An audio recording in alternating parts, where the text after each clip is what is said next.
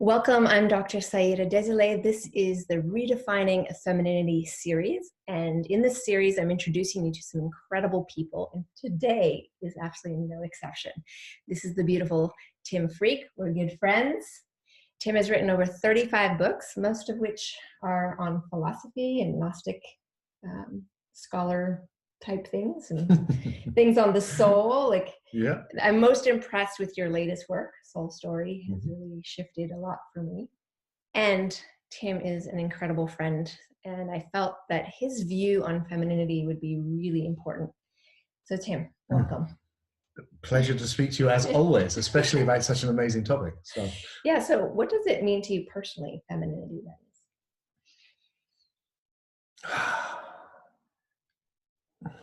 The way in which the past informs the present means, I think, that what we're looking at when we look at masculinity and femininity is the collective past of the way that male and female has been. And of course, that's changed and evolved. It's not just one thing, and it's changing and evolving now. But it lays down something, an archetypal track. And it's really important, I think, to differentiate those two. You said something when we were talking before we started doing this about how the masculinity and femininity is in everyone. So it's really important to distinguish that so you don't confuse it with men and women. That's key. But there will be a tendency for women to show it more than men, and for men to find it within themselves if they can find this opposite quality to their masculinity. So that's a long preamble to say, what do I mean by it? It's something which is so attractive to me. And there's a quality in the idea of femininity which is a soft power, I would say. I would say that's at the heart of it. And in that way, it makes me think of, like, in the Taoist tradition, which is often seen where femininity or yin qualities are really respected immensely. That you get that quality that's a power, a strength like water has a strength. And that lovely line in the Tao Te Ching which talks about water being stronger than rocks, because it can wear away rocks, and it's the softest thing, or the way that a plant can just bend in the wind because it's alive. And that's what I think of with femininity. I love that. I love it. Thank you. And I'm curious, Tim, for yourself, the way that you just defined femininity, did that come to you through an experience or through a sequential journey, or did it just emerge? How did this particular definition come to you? Well, I think it's been an ongoing thing. I mean, I can certainly remember in my late teens and 20s, there was a whole period where it felt like it was about discovering my femininity. And there was a lot of talk then. I mean, politically, the women's movement was happening, so that was a big thing. So a lot of guys like me were growing up. There was, this generation's growing up into that. It didn't exist for us, so it was happening around us for the first time. Right. And that was exciting and scary, and a lot of, the things that you brought up were no longer right. And so, I mean, God, I'll tell you, this is an embarrassing story, but it's kind of funny. I got to the point where I felt like, oh my God, I just have to discover this thing in me. And I was at university, and I didn't know what, and a woman in my life particularly was telling me that I needed to. Yeah. And I didn't know what to do. So I went out to a shop and I bought a tracksuit, a woman's tracksuit, in all of these pastel pinks and blues and started just wearing it all day. I'm desperate. Oh, where is this femininity thing in me? So what I'm trying to say is, from that level of clumsiness, of I don't even know what it is I'm looking for, slowly I think I found something which was my own soft center, which felt like a really natural complement to masculinity. And then philosophically, with the obvious things like the Taoist tradition of seeing the yin and the yang and how they come together and how they turn into each other, and then witnessing how in society the way that men and women have manifested, it masculinity and femininity is really up for grabs and is changing massively, and there's a huge freedom with that. Yes. But also kind of that way in which you know, like in French, for instance, obviously, which you know well, this idea that you could even reach right into inanimate objects and see them as masculine or feminine, and that's almost like human beings, as we came into consciousness and into language, took the most obvious things as the tools with which to understand everything. Yes. And one of the most obvious things is you're a woman and I'm a man. I mean, it's essential to the species existing. And then projecting that onto the whole world and going, oh, so that's more like a woman and that's more like a man, and that, and that's so that there's at some deep level, that's where language came from, and therefore it's understanding that is key. Yeah. And then in the spiritual world, of course, there's a huge mythic depth to it as well, which I studied much later, which is very important to me. That's another subject altogether, I guess. I wish we had a lot more time. But so the last question I want to ask you, which is a really important question, because I think that right now there's so much divisiveness in the discussions and dialogues around masculinity and femininity, almost to the point where masculinity is like, that's the evil of things and femininity is the beauty of things. So I'm not that interested in that divisive language. I am interested in the healing that needs to happen, and also in the harmony that could happen within the dynamics. And I'm just curious if you had maybe like a suggestion or one thing you could give the viewers where we could start considering or contemplating in the journey of that healing and harmony. How we heal that? Well, I certainly agree with you that the way not to heal it is to emphasize the division. That's disastrous. And so I think it's about honoring, respecting, and seeing the positive in both of these, in these archetypal poles, and seeing the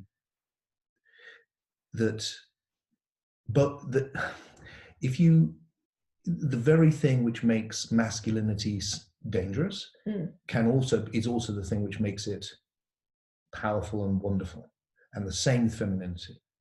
So that the great hurt we do each other often is if we attack something in us and make it a negative, it's also the thing which is positive, because the negative is the positive thing just out of balance, right? Or not. So if you say to a man, oh, you're so masculine, and that's you're hurting the very thing which is positive. So I think it's about finding that positive and really bringing it out of each other. And the same with the feminine, and seeing that they fit together, and seeing that, well, like with masculinity, one thing that really strikes me is that the change that's happened in society, which is happening at such a pace. I mean, as a student of history, I'm just speechless at the speed in my own lifetime in which it's changed, and also that people don't notice it; they just take it for granted. Well, that's what I love about you, is that you actually help us notice, and so that's why I wanted to ask you this question. So I think we need to notice that. We need to go, look, there's been a massive change, and that change hasn't just happened because of militant women. Although there's been some very courageous women, it's also happened because men have made it happen, and they've been part of it. So there's a confluence there of conscious people wanting to create a world. Isn't it obvious? We want a world where people can be whatever they are, and we're all a funny mixture of everything. Yes. And none of us are the same mixture. And some of us, our souls and our bodies don't quite fit together in the way that they should traditionally, apparently, and that's fine. And one minute, you know, as a man, I love being the holder of my family. Yeah. But I also need to be held. Yeah. And I need to find the right time and place. So what I'm trying to work out here, you know, in response to your quick, deep questions, is that just respecting and loving these polarities.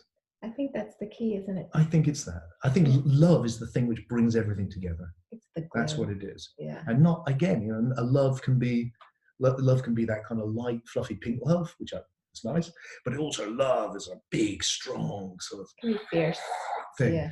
And both of those you can see as male and female. It's not like they're all, these are lenses through which we can see each other. and to bring out that strength in each other. So I can look at you and go, there's a strength in the way that you are a woman, which is fantastic and enables me to be more of what I am. And then, so it's complementary. So we complement rather than undermine. We don't need to do that. And you did some excellent stuff on the idea of some ideas around the idea of not seeing male as toxic and all the rest of it. And one of the things that struck me thinking about your ideas was how we need to. I'm an evolutionary philosopher. I think it's key that we see that everything is evolving, and in that way, it's moving forward. So that this thing, we don't want to be lumbered with the past. We need to transmute the past into a better future. So we're not limited by it. So what we see sometimes as toxic or negative or even in an extreme form evil is just the evolutionary past that we need to have left behind. It's like, that might have been okay to get us through that phase when life was really tough, but we don't need that now. Exactly. Now we can be softer with each other. Now we can be more accommodating. All the things which enabled us, our ancestors have struggled long and hard to get us here. Right. Really hard. Yeah. Men and women working together against incredible odds just to survive. And they've created all of this for us, in which we have the freedom now to evolve and transmute what it is to be a man and a woman, what it is to find masculinity and femininity in each one of us in a new way. It will include what's happened before, but it's not limited by it. Exactly. I love that. And actually, that's the thing, I think in Soul Story, your book, you demonstrate that a lot, because all the things of the past that we consider incredibly evil actually made sense back then, and they don't make sense anymore. And so there has to be that evolution, but sometimes you can't evolve without considering what has come to past. So there's a lot of ignorance, a little bit also of history, that men and women did work hard together to create this. And I'm craving that a little bit, that we don't disavow. It's that partnership. Yeah. It's actually saying, if you set up a war between the sexes, in which one is a predator or one is dominant, then you have lost partnership. Now, that doesn't mean that you can't look at a situation and go, that happened in history, or happening now, for goodness sake. I mean, there's cultures at the moment which are horrendous in the way they treat women, in my opinion. Yeah. But overwhelmingly, most men and women are working together to try and make things better for their kids. Yeah. That's what we're doing. Yeah. And then we can get into these kind of stereotypical versions. I mean, one of the things that struck me listening to the expression, understandably again, of angst around the Me Too movement and all that was, I thought, it's interesting, isn't it? Because it feels like so many women coming out and going, yeah, me too. But then I thought, yeah, but as a man, actually, I've had all these things happen to me. And men did come forward, but when the men came forward, they were shamed. And so on my platform, I allowed, I'm sorry, I actually want to apologize, because Me Too isn't about just women's voices coming forward. It's about anyone who's had this experience coming forward. So I think that's an important point, is that men have hearts. Yeah. And men also have... And these things go in all directions. Yes. I had one of the things which my first wife did, which was amazing, I think, was she wrote an article for a magazine, and except you didn't know it was by a woman, and it was about confessing to physical abuse, of having put their partner in hospital, which was me. And at the end, you realised, oh, this is a woman writing this. That was only one incident, but she did smash my face up. and so, of course, in response, people went, look, women are violent. I'd be like, yeah, I've had that. And women are sexually predatory. Wow, I've had that. I mean, as a boy, I can remember just being 18 years old, and a woman who must have been 30 driving up in a car next door to me, reaching across with a banana and going, can I use whatever word I like on this thing? Are we free? And going, is your as big as this? Because I like big. Right. And I'm there thinking, oh, I'm 18. is this great? Well, this is terrifying. And then off she drove. Right. And it's like, so if I was in that position, I could go, yeah, I know that. This is awful. What's going on? So it can create a picture which we're in it together. I think that's the big thing to see, Yeah. is that most of us, there are predatory people, and we need to find ways of dealing with that. They're damaged people. We need to find ways of dealing with that. All of us are evolving from the past, which means we're blinder than we could be. That's what it is to evolve. So we need to be patient and encouraging with that. But fundamentally, we're in it together. We're not against each other. So what I'm hearing, as one thing that the viewers could consider is, what does respect actually mean? Like deep self-respect, but then to extend that to another and to get curious. Yeah, I mean, I think one of the things is that I spend a lot of time with in my work is getting people to see each other. Just really to see that we're meeting, like now we're meeting as bodies. How amazing that is. But then really what I'm connecting with is psyche, is the soul, is something I can't actually see with my eyes, but which is there animating those eyes and reaching through like a window, as they say. Yeah. And there's the soul. And then even deeper, there's this deep presence of another conscious being looking back at me. And if I can see that in you, then I can, my whole relationship has suddenly changed. I'm no longer you're not just a figure in my story. You're this being. Right, and not just a little soundbite assumption. Not an extra in Tim Freke's drama. Yeah. You're this whole other expression of existence. And if I can see that and connect and respect it, then and without any, just as I know I can be, all sorts and full of ignorance and capable of doing all sorts of things I regret, I can extend that compassion to you. And I go, well, I suspect you must be too, because you're another human being. Right.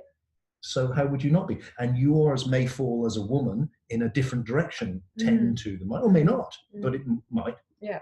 And I need to understand that. And in doing that, I can come to understand the femininity in me. I did an exercise once, and just to conclude what we're talking about, where you're with a partner and you close your eyes and you imagine like the most beautiful person. When you open your eyes, you see the most beautiful, but close your eyes, okay, the most horrific person, and then you see that, and you close your eyes, you're like the happiest person, the meanest person, and you go through all the projections and you see it every time. And what you start to realize is you enter the state of assumption, and when you look through that state, it's actually what you see.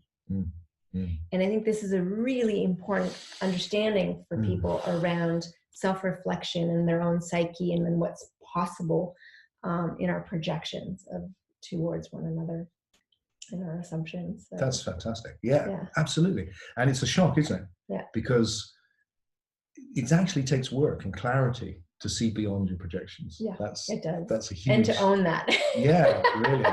Yeah. Thank you so much for being here and for offering us your amazing wisdom. It's really always a privilege and a pleasure, and I'd love to do a long form of this sometime. I think that would be an important conversation. I want to thank you for watching. I have a little something for you, so stay tuned, and we'll talk soon. You're invited to join this amazing conversation. Soon I'll be doing a training, Redefining Feminine Power, and I want you to be there. So click the link that comes with this video, join. Just for joining, I will be giving you a free downloadable gift, so definitely watch out for that. And if you can't make it at the time that the training is happening, don't worry. Because you've signed up, we'll make sure you get the replay, all right? So all you need to do is just click on the link, join the conversation, and let's redefine feminine power together.